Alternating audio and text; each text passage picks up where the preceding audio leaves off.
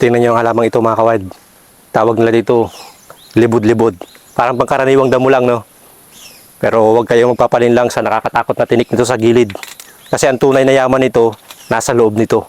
Nasa loob ng libod-libod. Yung ubod niya mga kawad, yun yung ipapakita natin sa video natin ngayon. Kung paano ito inihahanda, kinakain ng mga manidi. Yung tipo na para sa atin ay sagaba lang tinatabas natin, pero malaking kayamanan pala dito sa mga katutubong ito. So yun, panoorin natin si Kapo. Kukuha na siya ng libod-libod.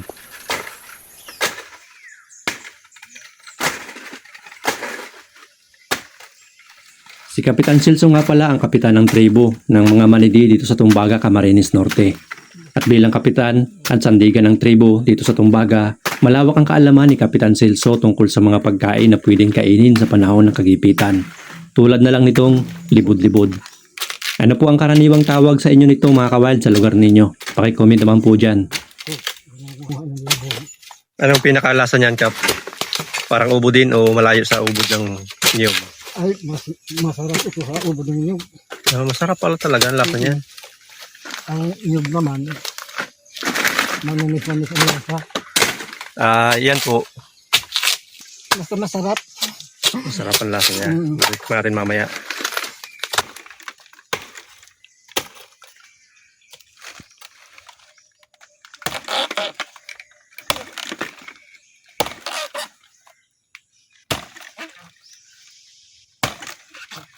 Pero alam nyo ba mga kawild, na bago naging isang sikat na ulam ang ubod ng libod-libod o wild pandanos.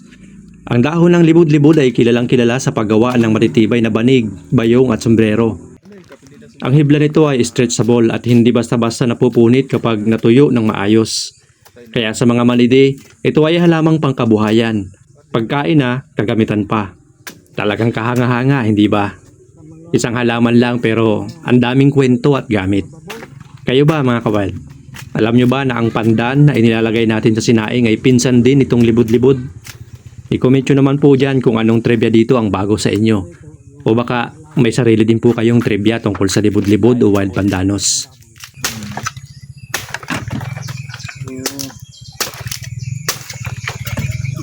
At syempre, ang talagang tanong nating lahat, ano talaga ang totoong lasa nito? At kung isa ka na po sa nakatikim nito kawild, anong luto ang madalas mong luto sa ganitong pagkain? Sabihin nyo naman sa amin dyan sa comment section para masubukan din po namin. Mabilis pati itong maluto. Malambot lang. Malambot ito. Hindi katulad ng ubod ng inyog. Medyo matigas. Ito malambot.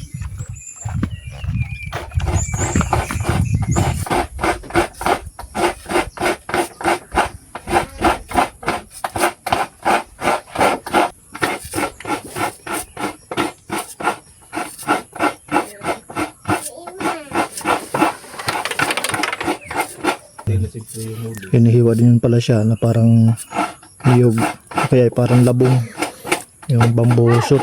Ay, maigi! Labog daw!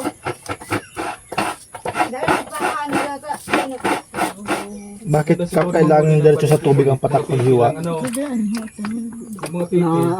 ibang kulay pagka yung Napula. napula siya. Kasi pagka yung Nagay na atak. Dam. isa niya ng bago. Dilapusan. Malambot na. Bilis na pala lumambot yan. Hindi na pala ito pinipiga. Pagka taktak mo ng tubig na pinagpakuluan, pwede mo siyang direktang lagyan ng gata. Tulad nung babusyo, pinipiga pa pagkatapos pakuluan. Saan mo yung kap na huli? Yung sa sapa. Sapa. Ang laki oh. Parang Talaga. pangilaw dun, ano? Parang sarap mangilaw dito. Ang haba pa ng sipit nyo. Ngayong tanghali siguro, masarap mangilaw dun. Wow. Sarap ito.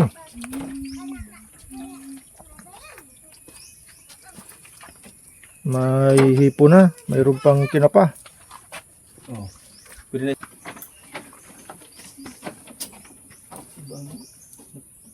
Ang duyan ko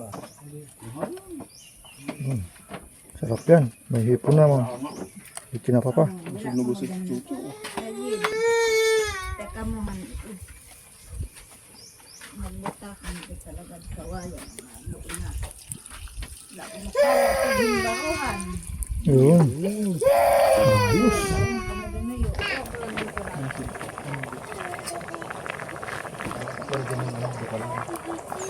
Yun. Sarap ng hipon na yan. Sabihin, marami pang hipon dyan. Malaki pa yung nahuli mo ay. Malaki ang hipon dyan. Ang isang hipon ay nakakapag-itlog ng mag-100. Ay, libo. Libo, oh. Alam niyo mga ka-wild na ang ubod ay hindi lang basta masarap. Sa maraming kultura sa Southeast Asia ay tinuturing itong papahaba ng buhay. Mabuti para sa tiyan. Pero sa mga Manidi, alam nyo, isa itong mahalagang bahagi ng kanilang tradisyonal na pagkain. Special yan mga ka-wild. Oh. May kasama pa yung ulang. Yeah, freshwater shrimp. Kaya akala nyo dito sa bundok, hindi masarap ang pagkain. Sa totoo, masarap ang pagkain nila dito. Mga natural. Tapos, sariwa. Kaya alam natin, yung mga katutubo, laging masisigla. Laging malalakas ang resistensya. Laging mas malalakas yung pangangatawan nila. Alam nyo yung texture niya mga ka-wild. Hindi lang siya basta malambot. Medyo may crunchy rin siya. Pero pinong-pinong yung hibla niya. Yung lasa niya, clean yung lasa niya, natural. Malalasahan mo yung gata na nanuot sa kanya. May kaunting bango ng pandan. Alam mo yun, ka-wild. Parang bawat subo mo, lasap na lasap mo yung yaman ng kalikasan dito sa lupain ng mga Manidi. Na-imagine yung mga ka-wild yung lasa ng ubod ng niyog. Marami sa atin nakatikim na nun. Alisin mo lang yung namis-namis niya kasi hindi siya manamis-namis katulad ng ubod ng niyog. Yung namis yung lasa niya. Kaya pag nakakita ka ng libod-libod o wild pandan dyan sa paligid, huwag mong basta tabasin. Masarap na pagkain pala sa panahon ng kagibitan. Sa ngalan po ng aming tribo, kami po ay lubos ng papasalamat kay Sir Arnel Go from Sacramento, California. Maraming salamat po. Salamat po. Ayo. Yan. Tama yung kay Kuya Larry. Ada. Ito ako, te. Aha. Kaano mo na yan? Carlo. Bakla tayo mo. Nga, matalam. Brother.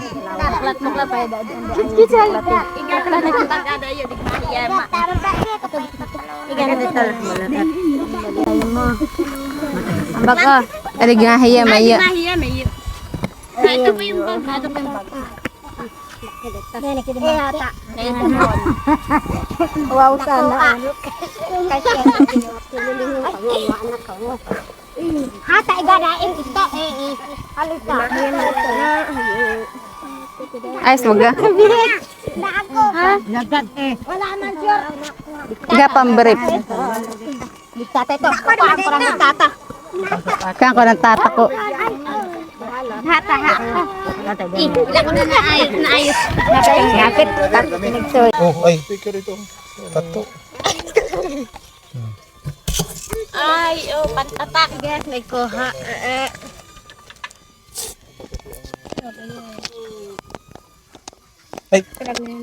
Ay, balik. Lulot. Ito kita lulot.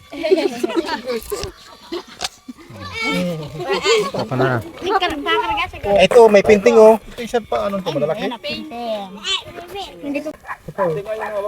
Kaputian ito eh. Grabe oh. Kaputian. Si Lodot, may na. Isa lang natin ni Lodot. Puti pa lang paborito mo. May tag pa oh. Salamat po.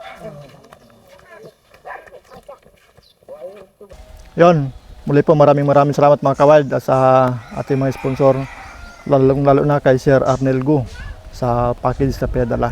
Maraming salamat po. Yon mga ka-wild, matapos nating matikman yung kakaibang gulay nila, yung tawag nila ay libod-libod. Di ko alam kung ano ang tawag nun sa international name, pero ano to, Masarap pala talaga. Ano siya, wala siyang tamis sa tulad ng ubod ng niyog, pero ang lambot ng ano niya, ng texture. Masarap talaga. Bilang pasalamat kay Kap Celso sa pagpapakita sa atin ng kakaibang uri ng gulay na yon, meron tayo ibibigay sa kanya. Ito.